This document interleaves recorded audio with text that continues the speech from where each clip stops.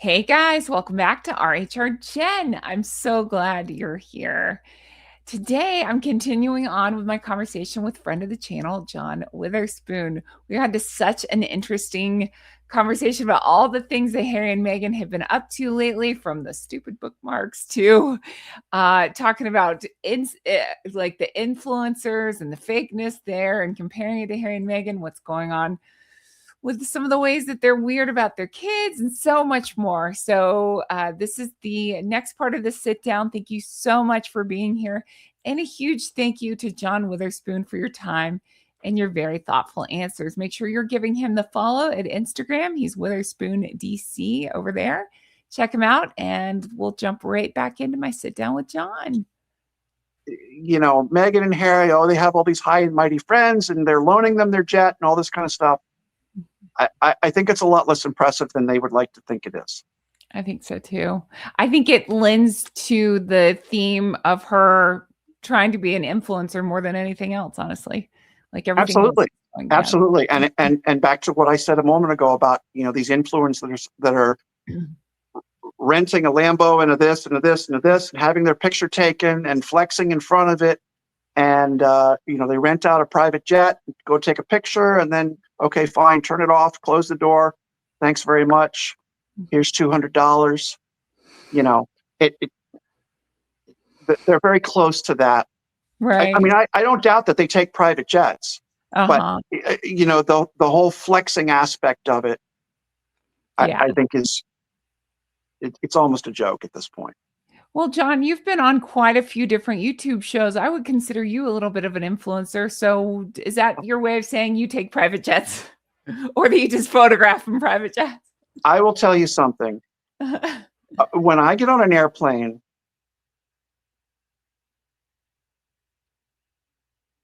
I think about the difference in cost between what I usually pay for a seat and what I know people are paying in first class. Mm-hmm. And I think for a 2-hour flight,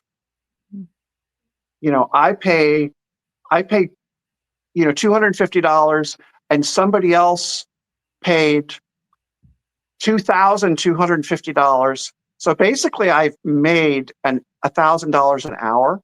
There you go. That's a good way to look at it. And, I have the same in-flight entertainment that the people up in first class have.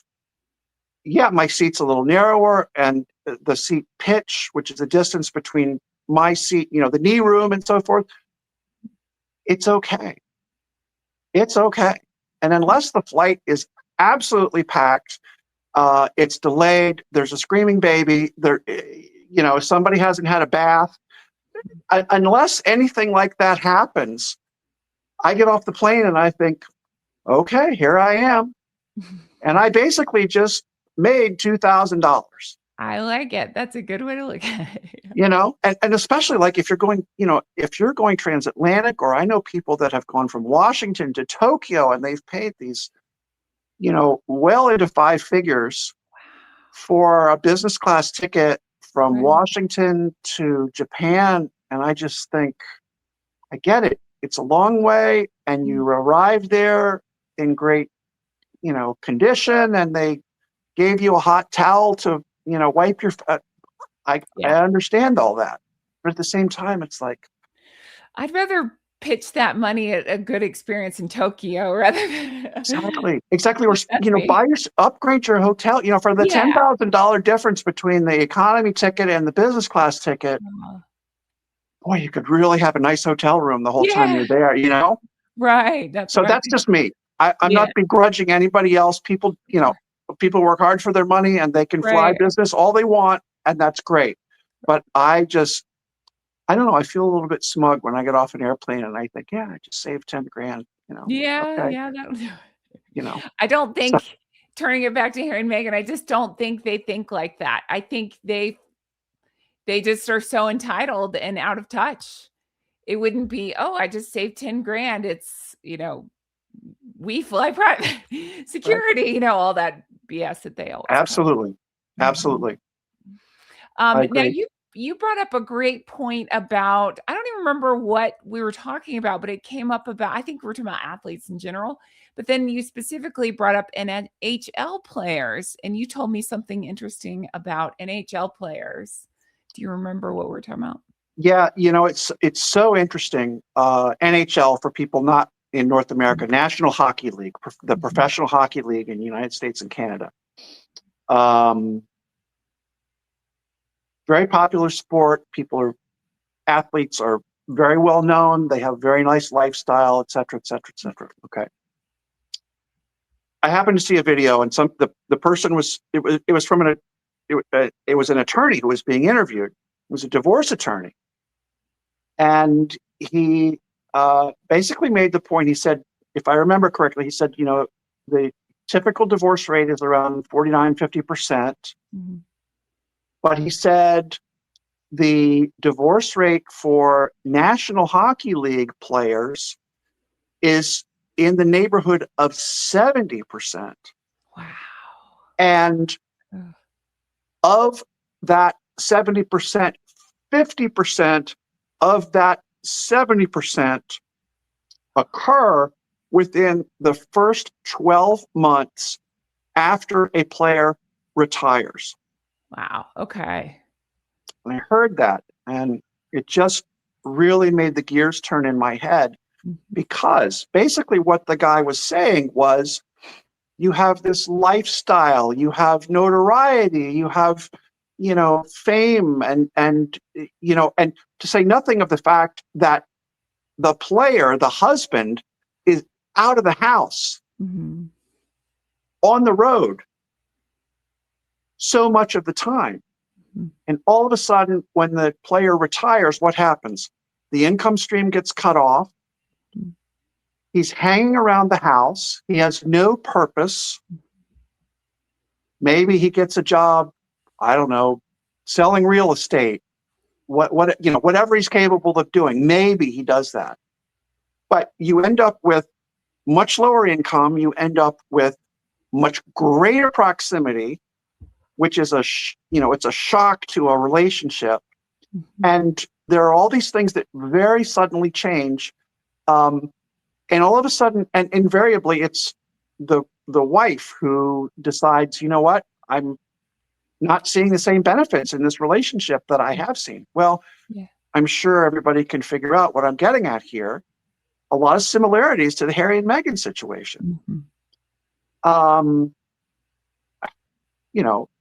People ask all the time, what does Harry do all day? And clearly the Hollywood dream, we're going to be executive producers, and, we'll be discovered as these great filmmakers. And, clearly that has not happened. Meghan's repeated podcasts have not worked out for her in the way I'm sure she had hoped. And so I can totally see a scenario which is very similar to these professional athletes, where, the woman just says, look, this is what I cracked. You're not the same guy that I married 15 years ago. And I'm bored. There's no money, or there's less money. I'm just not having as much. And you're hanging around. You're cramping my style. I don't want this anymore. The other thing that I'll tell you is really interesting is, in Washington, we have a professional team. It's the Washington Capitals. And they do something which I think is actually very nice. And it's fairly popular. Every once in a while, they will have open practice. You can go, they have a practice hockey rink where they, do, it's like anything else. You practice plays, and you work on skills and so forth. Well, you can go in there, and they have bleachers, and you can just sit there and watch what goes on. That's cool. If you go there, it's very interesting.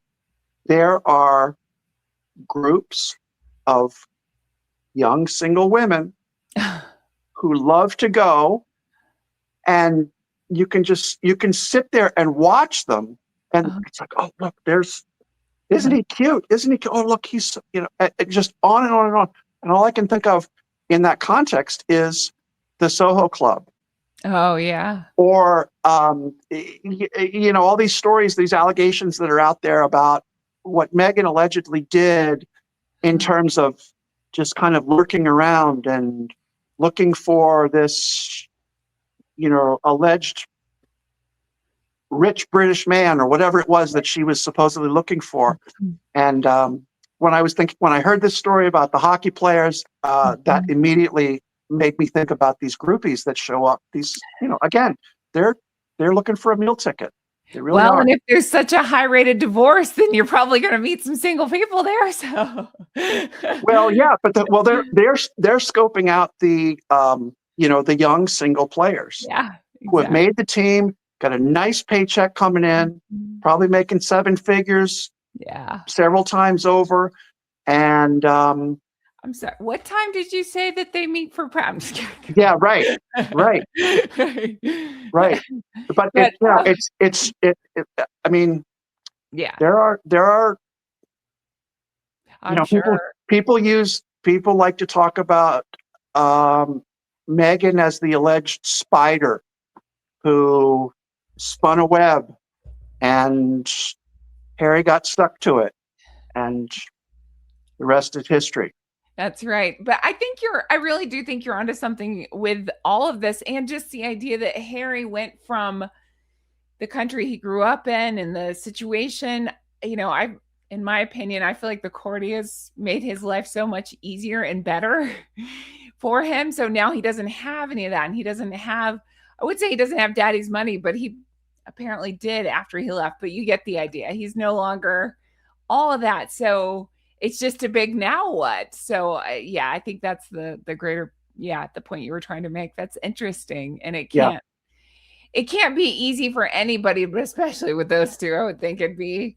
But again, we don't know. We're assuming that we're going on the assumption that they even live together. I have my questions about that as well. So yeah. And can I just make a point about, you mentioned daddy's money a minute ago? yeah, I have to say, it just screams out at me. One of Harry's arguments about this Ravik situation. I want another security review. One of his big excuses is, well, I didn't choose this life. I was born into the position that I'm in, and there were some attendant risks that came along with that. And so therefore, it's not my fault that I could be a target. And so, again, I was born into it. Well, guess what? He was also born into a giant bag of money. yes, So I don't think it's entirely fair for him to say, oh, well, I'm a victim of circumstance. And there's nothing that I can do about it. Well, guess what? You hear these stories about, well, they got X amount from the Queen Mother and he got X amount from Diana's estate and he got X amount from Netflix and this and that and the other. It's like, you can't have it both ways, Harry. I'm so glad you brought that up. I could not agree with you more. I feel the same way. He has had they both have, but they've had every opportunity for everything. And every time they make the worst decisions. But then instead of saying, you know what, we really messed this up, they just play victim. It is astonishing to watch. Name a person in this universe that asked to be born into anything. None of us did. That's not how life works. That's right. So That's we have exactly right. to, we all have some advantage somewhere and some disadvantage, and you just make it work. You really do. And I will tell you, and we've touched on this before, but I have a couple of acquaintances who were born into very unfortunate circumstances. I have a very close friend who was emancipated, which is a legal term, from his parents when he was 14 years old. In other words, he went into court, he talked to the judge, and he explained, this is why I would be better off out of my parents' home at age 14, if you can imagine that. Oh my I'd God. be better off living as an adult at age 14, making my own money, making my own decisions, et cetera, et cetera. He is an enormously successful man. He is a very solid citizen. He went to university. I mean, he struggled. Don't get me wrong. I mean, it wasn't all, 14, 15, 16 years old. I mean, he messed up some stuff. I won't go into details, but he messed up a few things. But he went to college. He went to law school. Amazing. he needed a car here and there. He paid somebody $200 or $300 for a car so that he could get around, fixed it up himself. And quite honestly, he's done extremely well. He has a beautiful home, very more than financial independent, has more money than he'll ever know what to do with. But again, for Harry to complain, and as I said, there are tons of stories of people that are out in the world like that. Mm-hmm. For Harry to complain, oh, I'm a victim of, nobody wants to hear it. Mm-hmm. Nobody wants to hear about a victim under any circumstances, but especially when you're the son of the King of England. That's exactly it. Just bizarre. Just bizarre. I just don't get how he doesn't get that. I think we're thinking like rational adults, and I don't think Harry and Meghan do. I really don't. Well, here's one other thing I'll say about that. Yeah. I watched, some people in the US might be familiar. There's a guy named Adam Carolla. Mm-hmm. He's had several TV shows. He now has a podcast, or he does a video show. And he often does a collaboration with a guy named Drew Pinsky, who's a medical doctor. He's a psychiatrist. He always has interesting things to say. And he was talking about the situation with Rob Reiner and his wife and the unfortunate events that happened with their son, Nick. Mm-hmm. He said it's very difficult for people to try and understand what goes on inside the heads of people who are just sort of a mystery to them. And when I say a mystery, I'm talking about who behave the way Meghan does, who behave the way Harry does. I think it's very difficult for people to think about, okay, this is my understanding of how the world works, and this is my understanding of how I should, behave myself. This is appropriate in terms of things to say, things to do, all of that kind of stuff. I think it's very hard for most people. And one of the reasons that Harry and Meghan are so disliked by so many people mm-hmm. is that there is this total disconnect between what most people think is the appropriate way to conduct themselves and the way that Harry and Meghan conduct themselves. Yeah. I think it's a great source of frustration. And the fact that they keep putting themselves out into the public eye, that's it, and behaving in such weird ways. Mm-hmm. And I know we're going to talk about the 2026, 2016, the mm-hmm. dancing in the garden thing. We're going to get to that. But yeah, it's just like, who behaves this way? Especially when, again, as I said, you're the son of the King of England. I know. You went to private school. People get mad when you say that. The King of England and the Commonwealth, the United Kingdom. Yes, the King. Okay, yes. Thank you. We know what you mean, though. Yes, apologies. But, what I'm saying is he grew up in a royal household. He had every advantage. He was taken to private school, or he was sent to private school. He was in the military. All of this stuff. Yeah. Why is he the way that he is? He could have tutored to him, just anything. Yeah. Everything at his fingertips. Yes. Yep. Agree completely. But since you brought that up, I would like to spend just a minute, since it's relevant. I don't know what day this is going up, but over the weekend, we got a video, and I just have one still shot from it. I would like to apologize in advance to everybody. There we go. So Harry and Meghan doing a dance. Oh, I think I just cut you off. Sorry, hold on. There you go. Harry and Meghan doing a dance, and she's wrapped around him. What are your thoughts on that? Again, to the point I just made. Right. Very, very difficult to understand. Why would she do that? Right. Why would he allow her to do that? Mm-hmm. And then why would they post that on the internet? Exactly. You know what I thought of when I saw this? This is the kind of thing that drunk 21-year-old college girls do in Daytona Beach, Florida, when they're on spring break from university and they've met some guy in a bar that they really want to hang around with, and they go out on the sidewalk, and this is the way that again, some drunk college girl shows some guy that she's really into him and Yeah. that she wants to go home with him. Right. It is for someone who is so desperate Mhm. to be known as a duchess. I mean, I don't even have to explain it. It's Right. just absolutely bizarre. I have so many thoughts. I'm just going to hit them real quick because I haven't reacted to this.